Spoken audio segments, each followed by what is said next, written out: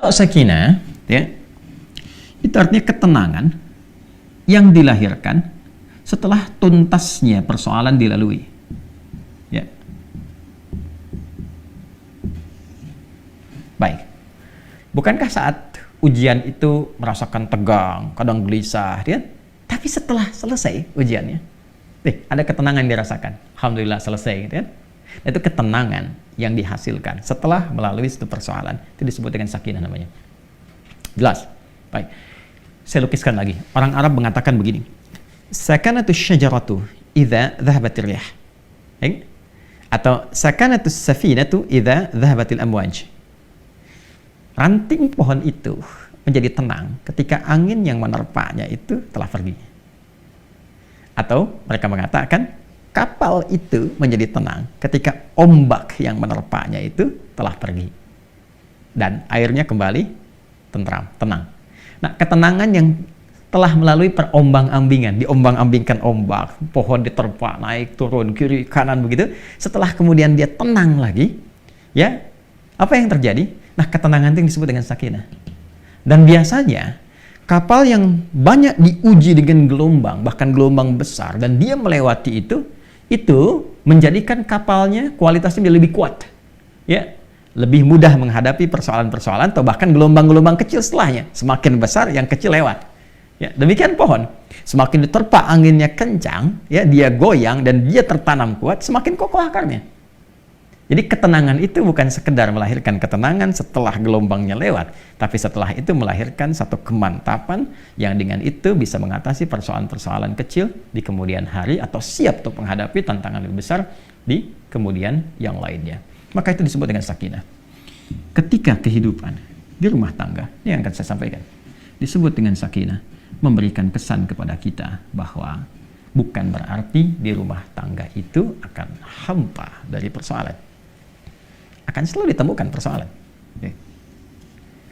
Ini cara memahaminya. Jadi kalau tidak dipelajari dulu ini, nanti kaget.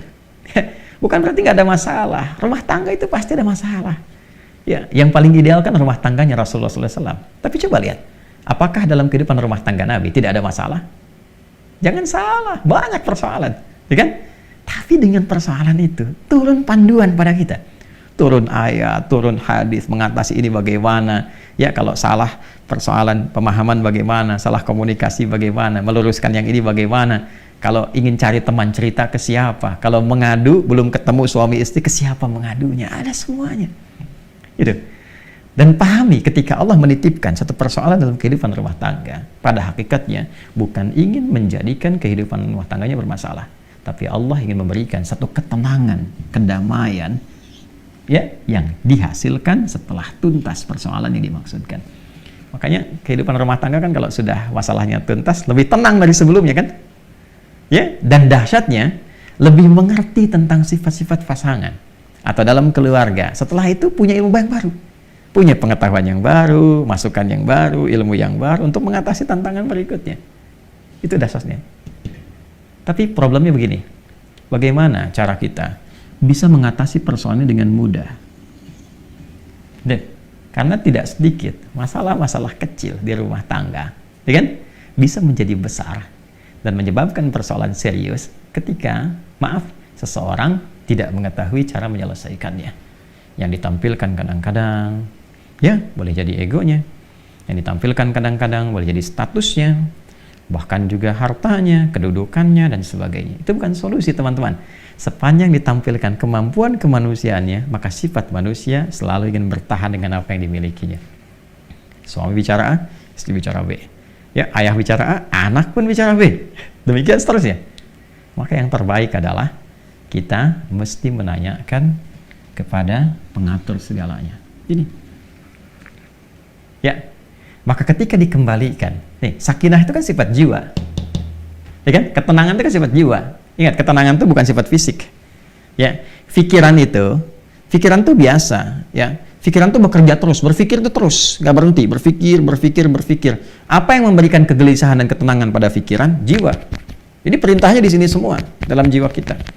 Kalau dia gelisah berarti dari nafsu, ya kan? Kalau dia tenang, nyaman berarti dari takwanya. Itu di jiwanya. Jadi pikiran itu normal saja. dia beraktivitas. Seperti fisik pun diperintahkan. Fisik tuh gimana perintah dari pikiran saja. Ya. Nah, apa yang memerintahkan pikiran dan mengisinya untuk mengarahkan apa yang harus dilakukan itu, maka itu dari jiwa. Maka itu saya sering katakan, jiwa yang tenang akan melahirkan pikiran yang cemerlang dan aktivitas yang membahagiakan. Itu poinnya. Boleh bikin status tuh. Ya. Nah, balik ke sini. Karena ketenangan sifat jiwa, yang punya jiwa siapa? Yang punya nafas siapa? Allah. Ya. Makanya sering kita katakan kan, ya, mengikuti doa Nabi sallallahu alaihi wasallam, ya muqallibal qulub, ya tsabbit qulubana ala dinik, ala iman. Wahai Allah yang mengetahui keadaan hati kami, gitu kan? Yang membolak-balikkan hati, yang memberikan kedamaian pada jiwa, berikan kami kemantapan dalam jiwa kami untuk menaati ketentuanmu, untuk beriman kepadamu, untuk konsisten pada dinmu. Ini poinnya. Nah, sekarang bagaimana caranya kita bisa belajar untuk menenangkan jiwa sebelum menghadapi persoalannya? Ini poin besarnya. Jadi ada orang-orang tertentu yang Allah berikan ketenangan paripurna dalam jiwanya, sehingga ketika dihadapkan pada masalah itu, dia bisa menyaring persoalannya, menjadikannya lebih kecil. Dan yang paling dahsyat, jadi ringan masalahnya sebelum dihadapi. Bukan nggak punya masalah. Boleh jadi masalah yang sama, bagi orang lain besar, bagi dia tinggal senyum selesai. Itu poinnya. Jadi bukan nggak punya masalah, masalah dia ada. Cuma dikecilkan oleh Allah kadarnya, sehingga dengan kelapangan hatinya, itu menjadi kecil. Jadi kalau Anda punya cawan, teman-teman, ya, cawannya besar, apa saja Anda bisa masukkan dan jadi kecil di situ. Tapi kalau cawannya kecil, ya, yang kecil pun jadi besar. Garam sedikit itu asin semua. Nah, ada orang-orang yang jiwanya dilapangkan oleh Allah, sehingga ketika dia menghadapi satu persoalan, perbedaan dengan pasangannya misalnya, ya kan? Melihat keadaan anak dan sebagainya, dia bisa melihat dengan hikmah. Allah lapangkan keadaan hatinya. Kenapa begini? Dia nggak langsung simpulkan, langsung keluar ide itu, dilihat dulu, dia bersikap dulu. Nih, kelapangan jiwa, ini mahal. Dan ini tidak mungkin bisa didapatkan kecuali lewat skema ibadah ke sini. Menghamba. Ya. Nah, semua kumpulan nilai-nilai ibadah kita dalam rangka mendekat kepada Allah, saya sering ingatkan, itu disebut dengan takwa namanya. Ya kan? Takwa itu kan gabungan antara iman dengan amal soleh. Ya kan? Iman itu kan pekerjaan hati dalam jiwa, amal soleh implementasinya. Digabungkan jadi takwa. Seseorang yang membangun kehidupan rumah tangganya dengan nilai-nilai ketakwaan. Ini, dia bangun dengan takwa. Dia jaga sholatnya, diwasiatkan pada istrinya sekalipun keluar tetap jaga sholat, anak-anak pastikan sholat, hidupkan rumah dengan Al-Quran, dekati Allah Subhanahu Wa Taala, banyakin zikir, misal, itu akan beda suasana rumahnya. Demi Allah saya katakan, Anda kalau nggak percaya silahkan, ya, hidupkan rumah dengan suasana ibadah kepada Allah.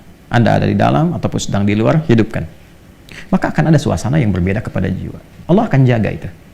Ya, ketika takwa meningkat, bahkan diringankan persoalan. Sebelum ada masalah, solusi datang. Sehingga masalah jadi ringan. Itu yang dimaksud Quran, surah ke-65, di akhir ayat kedua. At-Talaq, ayat kedua. At-Talaq itu kan satu masalah yang tinggi, ya, yang tidak mudah diatasi. Ya, bahkan dalam kondisi yang paling rumit pun ketika Anda mendekat kepada Allah, Allah ringankan dan berikan solusi yang jernih. Berpikirnya jernih sekali. Tahu apa yang harus dilakukan. Ya kan? Maka apa yang terjadi? Wa may yattaqillaha yaj'al lahu makhraja. Siapapun yang mampu membangun ketakwaannya kepada Allah, dan dia naikkan lagi, ya kan? Maka apa yang terjadi? Yaj'al lahu makhraja. Allah berikan jalan keluar dari setiap persoalan yang ia alami. Apalagi kalau pasangan itu kompak. Ya kan?